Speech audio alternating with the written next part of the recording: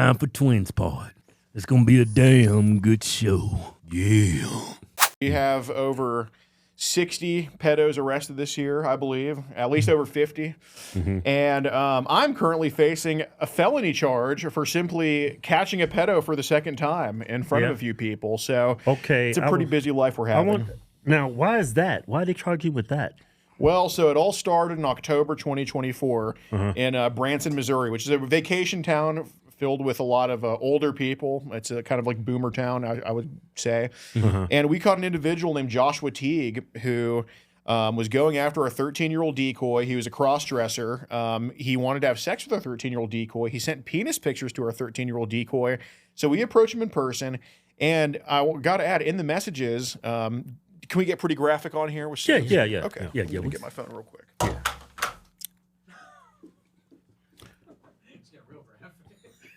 How graphic can we get?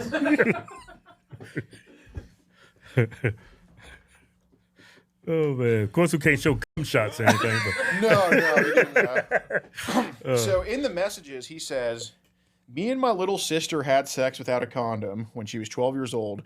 I always pull my big dick out before I come, and we were being careful. When we meet and have sex, you would like my big dick. And he said, excuse me. He's very, very disgusting, I should say. Yeah. Well, he's going to burn in hell.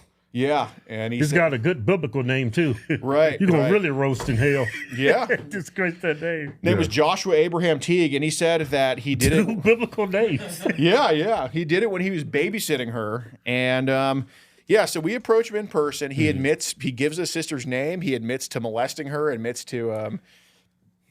didn't say he went all the way, but he said he was like kind of, speaking of biblical stuff, he was kind of like soaking, I guess you could say, like without, not finishing. And on top of that, he also says that he got arrested in 2020 for sending 58 penis pictures to a 17-year-old employee at the Steak and Shake that he works at. And that ended up getting dropped a year later for some inexplicable reason. So this guy's been at it for a very, very, very, very long time. So he called the cops. He admitted all of this stuff on camera. We have the messages. Turned over all of our account info so they can have access to all the messages. Turn over the video of him giving a slam dunk case for something that could put him away for the rest of his life. He said where it happened, when it happened, the victim's name, all that type of stuff. And Taney County prosecutor Brad Hughes declines to press charges on him. The case was not even assigned to a detective. We never had a follow-up from them. It was just ridiculous how sick this guy was, and nothing happened. And to add insult to injury, the guy we caught the day before, Dominic Zelazny, in Shreveport, Louisiana, he admitted to molesting his 4-year-old sister, and Shreveport PD immediately acted on it. I mean, the molestation happened in Iowa, but they took him in for our chats. They arrested him. I don't know what's going on with a molestation investigation in another state, but they did their job with the immediate evidence. They did not drop the charges, but in super red, awesome Branson, Missouri, they completely wiped this they completely put it brush it under the rug.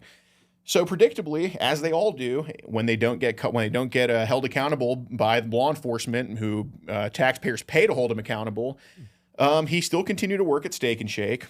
He then messaged our same decoy account wanting to have sex still. He's like, these people posted a video of me, but I still want to meet up and have sex with you. And unbelievable. Wow. It's crazy. And then he messages another one of our decoy accounts and wants to have sex with that decoy account too. And then again in the messages talks about molesting his 12-year-old sister. Well, at 12 years old at the time. So this time around, I don't get him in a private place. The first time I got him like on the side of the road and it was just kind of done low key. But this time I go to his job and I try to talk to him. They're not really too keen on talking the second time because the first time, So he didn't want to talk to me. I just asked the employees, like, y'all should probably just let him come talk to me. And they were like, no, we don't want to do that. I'm like, all right, that's fine. So I'm like, I'm just going to read the messages then. So I start reading the messages out loud in the store. I don't read them all. Like, I'm not getting, I'm not trying to read what I just read in front of like everybody. You know what I'm saying? But my podcast is cool. Right. Yeah. Exactly.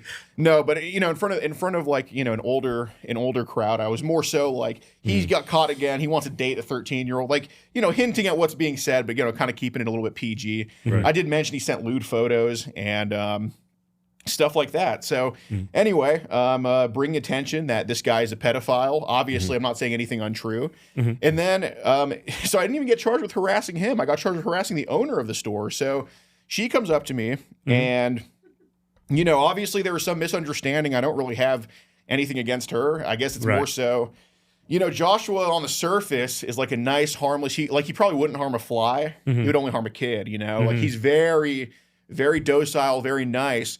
So I wouldn't be surprised if he told her like, oh, this video of me, you know, they're just pranking me or they're just like messing with me. It's not, none of it's true. And again, Branson PD didn't do their job. So it's like, you know. Even with the new information you had, you turned that over and they still don't want to prosecute? Well, I'll get to that. So anyway, the owner of the store, she comes up to me and, she does refer to me in front of the store that I'm a liar and that, you know, I'm slandering him, which clearly isn't the case. Right. And, you know, so we had a verbal disagreement. No threats were made. Obviously, you know, it wasn't like, oh yeah, so that's what you want to say? Like none of that stuff.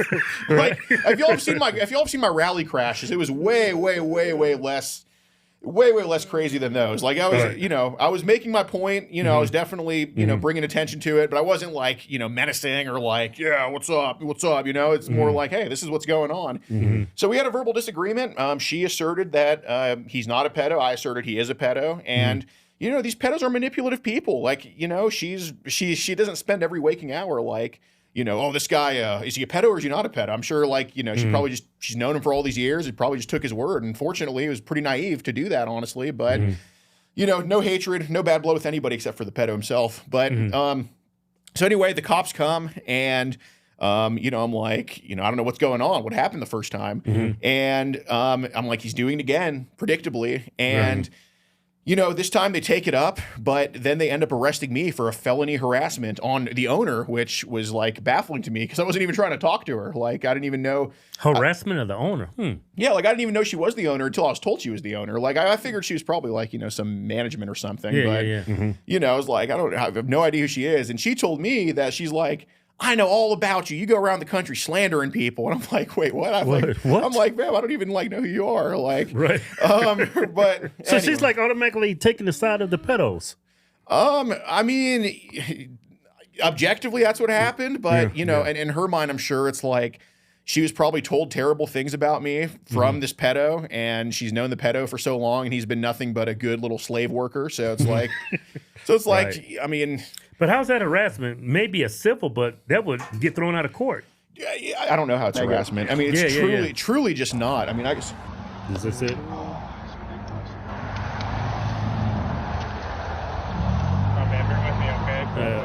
And this is the red area?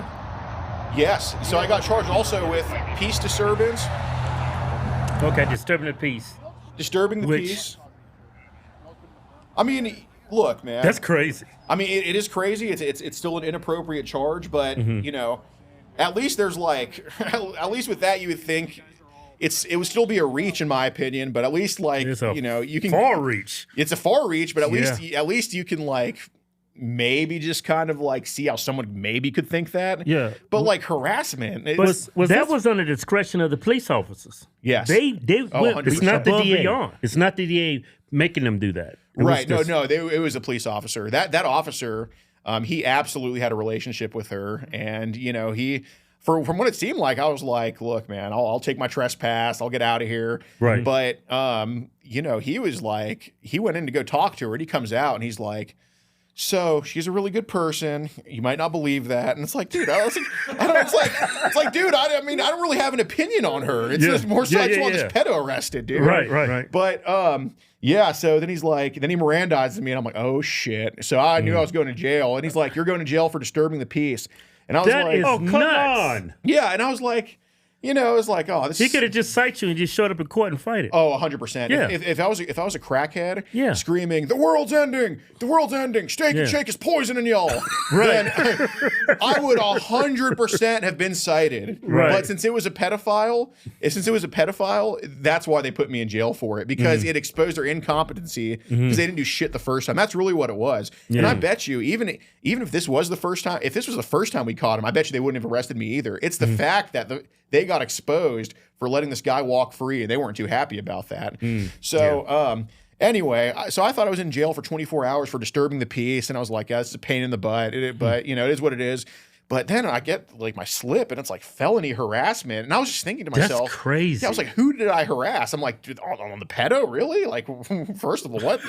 But then I see the probable cause statement, and it's like, it's the fucking owner of the store that they said I harassed. I'm like, what? How do you turn a trespass into a felony harassment? I don't know. It's fucked up, man. And yeah, you know, and in this probable cause statement, he doesn't even put like the reason I was there. He just said activities that Rosen didn't agree with from the employee. So wow. Yeah. So clearly I was just there to, you know, he forgot my fry, so I wanted to beat his ass. Clearly that's obviously what it was, right? Just activities I didn't agree with, but that is nuts. Right. So, and then he also recommended I don't get a bond either, that they just hold me in jail on a first offense for anything. Yeah. They hold me in jail because I criticized the justice system there. So this is the DA. No, that was the cop writing all that.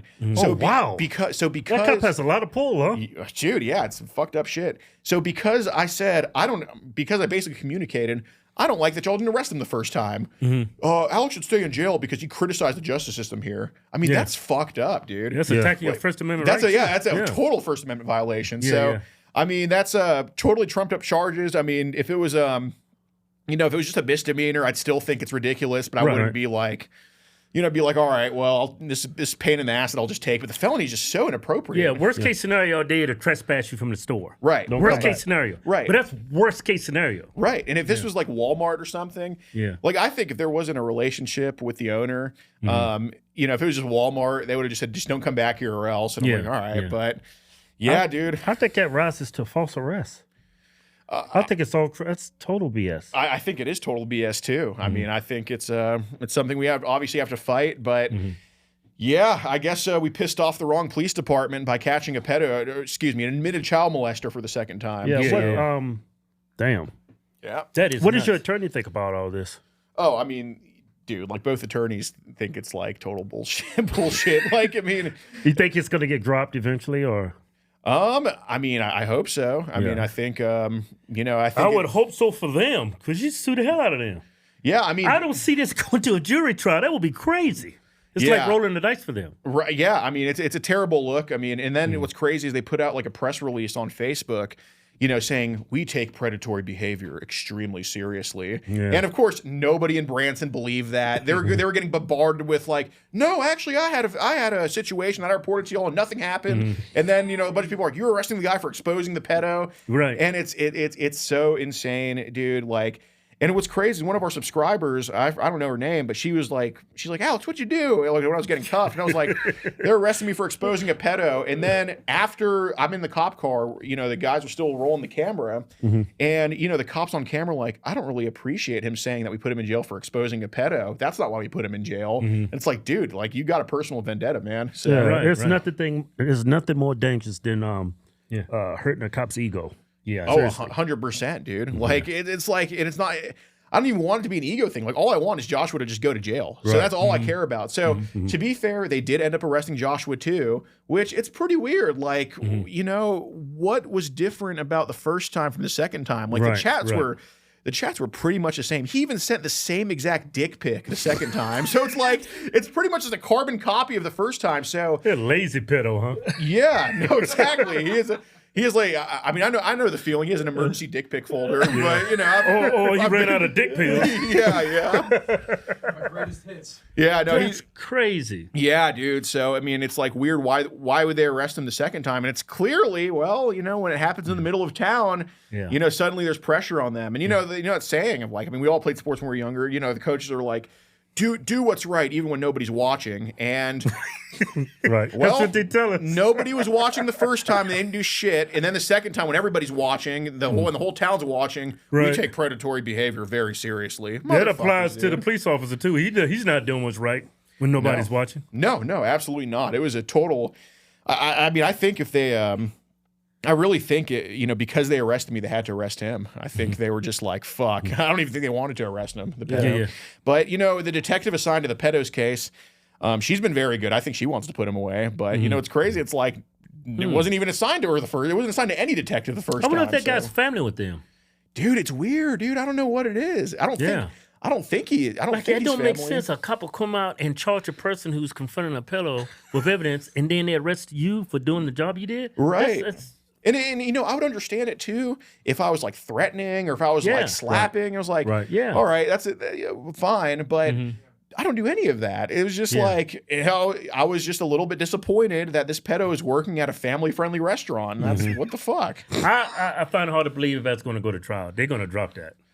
I wouldn't even plead. If they offer you disturbing the peace, say no, I'm not. I'm not disturbing the peace. I've did the same. I've did this a million times. I've never been charged with this. Well, yeah, that's it. I mean, I usually don't just talk in a louder than normal speaking voice. Like, it's usually very like, hey, man, yeah. But this time I was like, dude, this is his 5th sex crime I know about, and he's going to get off again. I was like, all right, nah. Guys, this is what he's up to. You know what I'm saying? So, but yeah, I mean, it is pretty wild. Like, is he in jail right now? Yeah, so he is still in jail, and that's why, like, you know, it's another reason I don't have any ill will towards anybody involved except for the pedo, because nobody bailed him out. Like, that cop sucks, dude. Oh, he's a piece of shit. But like, nobody from Steak and Shake bailed him out. So for a longest time, they had no bond for him. So the judge was like, nah, he ain't getting no bond, which is awesome from her. The prosecutor,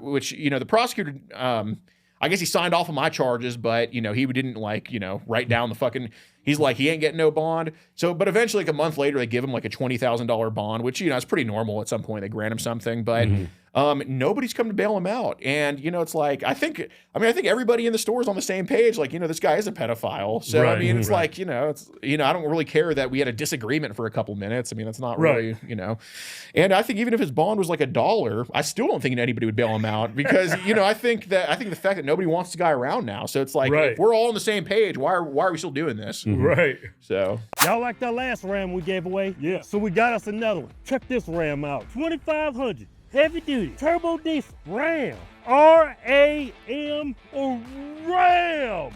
It's got all kinds of Ram action. Yeah, I love this Ram. You can really ram something with this. What color is this? Graphite? That is white supremacist graphite right there. Got a good handle on it.